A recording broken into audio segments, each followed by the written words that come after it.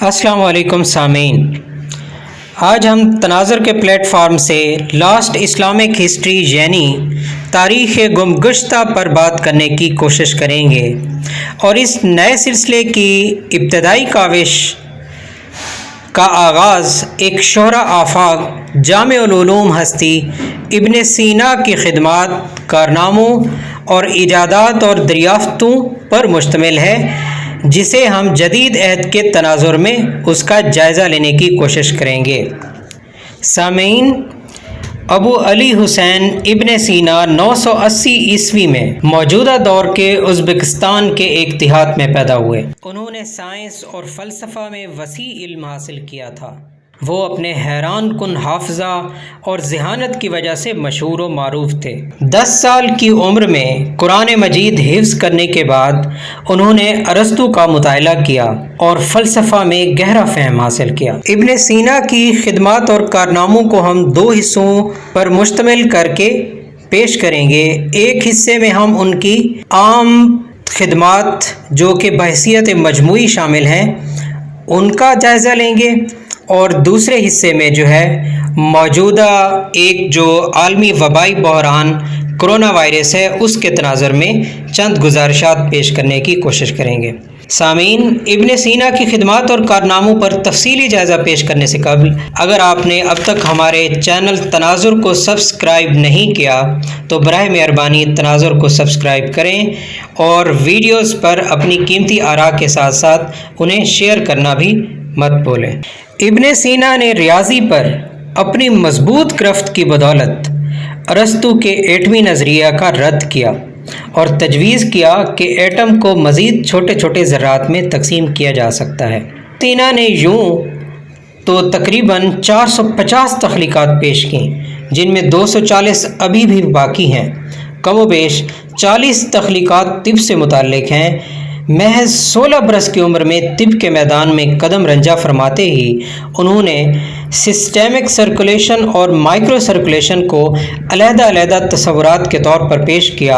और सामीन, हैरान कुन बात है कि उनकी ये काविश बिलाखिर जरासीम की दरियाफ्त पर मुनत्तज हुई और 1000 साल बाद लुईस पास्चर ने जो अपनी जर्म थ्योरी पेश की वो इन्हीं तस्वुरात के ऊपर मुरतब शुदा थी। तिब में उनकी 2 शाहकार तसानीफ़ हैं, जिनमें एक का नाम अल कानून फ़ी तिब अल मारूफ द कैनन ऑफ मेडिसन और दूसरी तसनीफ़ किताब शिफा अल मारूफ द बुक ऑफ हीलिंग है, जिसे मगरब में सफ़िशंशिया से भी जाना जाता है। उस शिफा साइंस, मज़हब और फ़लसफ़ा पर मुश्तमिल एक फ़न पारा यानी मैग्नम ओपस की हैसियत रखता है।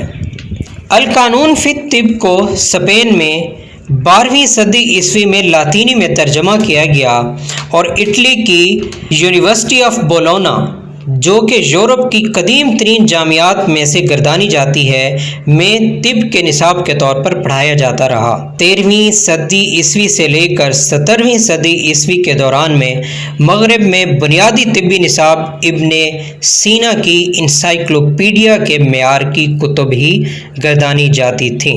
सामीन, क्या आपको मालूम है चंद अंदरूनी मोहलिक अमराज के इलाज के लिए इब्न सीना ने सिडेशन यानी बेहोशी का तरीक़ाकार मुतारिफ़ कराया। बीमारी पैदा करने और फैलाने वाले जरासीम की दरियाफ्त भी उन्हीं के सर है।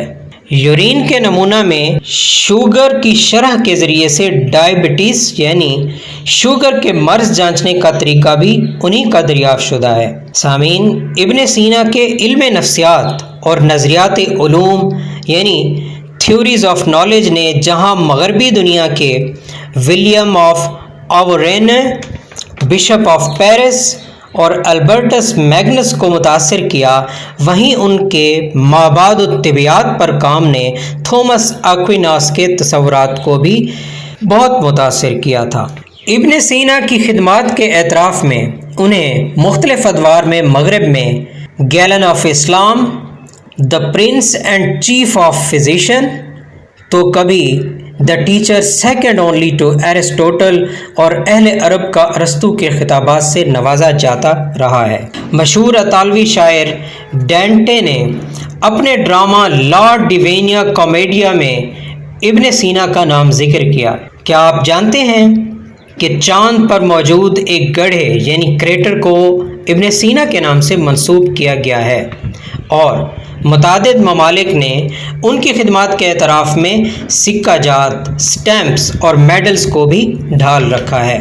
سامعین، اب ہم ابن سینا کی خدمات اور کارناموں کے دوسرے حصے کی طرف آ رہے ہیں اور اس میں ایک دلچسپ امر کا ذکر کیا جائے گا۔ سامعین، جو ہی کرونا نے دنیا کو اپنی لپیٹ میں لیا تو ہمیں ماضی میں جھانکنے کا ایک موقع میسر آیا۔ ورلڈ ہیلتھ آرگنائزیشن نے جو اولین اقدام اس وبا سے نمٹنے کے لیے تجویز کیا وہ کوارنٹین ہے، جو کہ ابن سینا کی دریافت ہے۔ سب سے پہلے اگر قرنطینہ کی تعریف کا ذکر کیا جائے تو یہ ایک کیفیت، عرصے یا علیحدگی اور تنہائی کی جگہ سے متعلق ایک تصور کا نام ہے تاکہ اس کی مدد سے متعدی وبائی امراض کے پھیلاؤ کو روکا جا سکے۔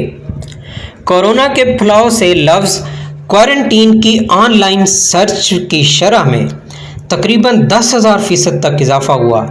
چاہے ماہرین امور صحت ہوں، سیاستدان ہوں یا پھر ذرائع ابلاغ سے متعلق افراد، قرنطینہ قرنطینہ قرنطینہ کی آوازیں اور الفاظ آپ کو سنائی دیتے ہیں۔ قرنطینہ کی تجویز و تلقین بہت اہمیت اختیار کر گئی ہے، اس لیے کہ مقامی اور عالمی سطح پر اس وبائی مرض کے پھیلاؤ کو روکا جا سکے۔ سامعین، کیا کوارنٹین یا قرنطینہ ایک نیا مظہر ہے؟ کیا یہ ایک جدید تصور ہے؟ اس کا اولین تصور کس نے پیش کیا ہوگا؟ کچھ لوگ بائبل کی تعلیمات میں اس کا ذکر بتاتے ہیں۔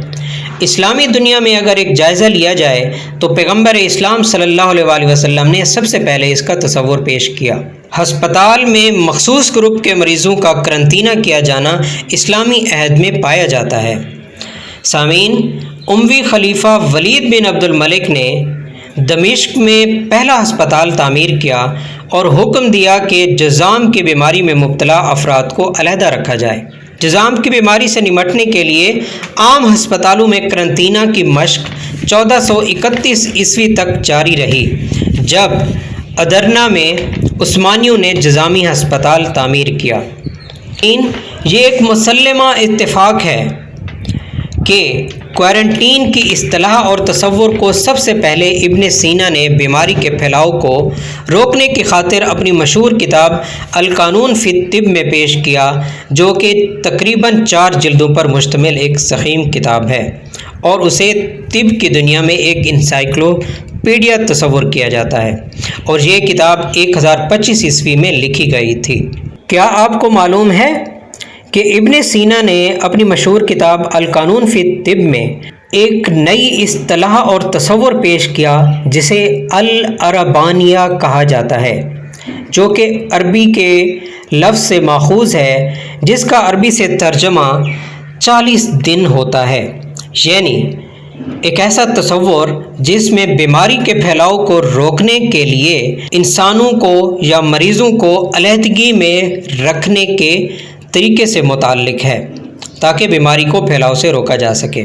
14ویں صدی عیسوی میں جب بلیک ڈیتھ نے دنیا بالخصوص مغرب کو تباہی سے دوچار کیا تو یہی العربانیہ کا تصور عربوں سے وینس میں اختیار کیا گیا، جسے اہل وینس نے اپنی زبان میں کوارنٹینہ کا نام دیا، اور وینس کی بندرگاہوں پر مسافروں کو 40 دن تک بحری جہاز کے تختہ پر روک کر پھر اترنے دیا جاتا تھا۔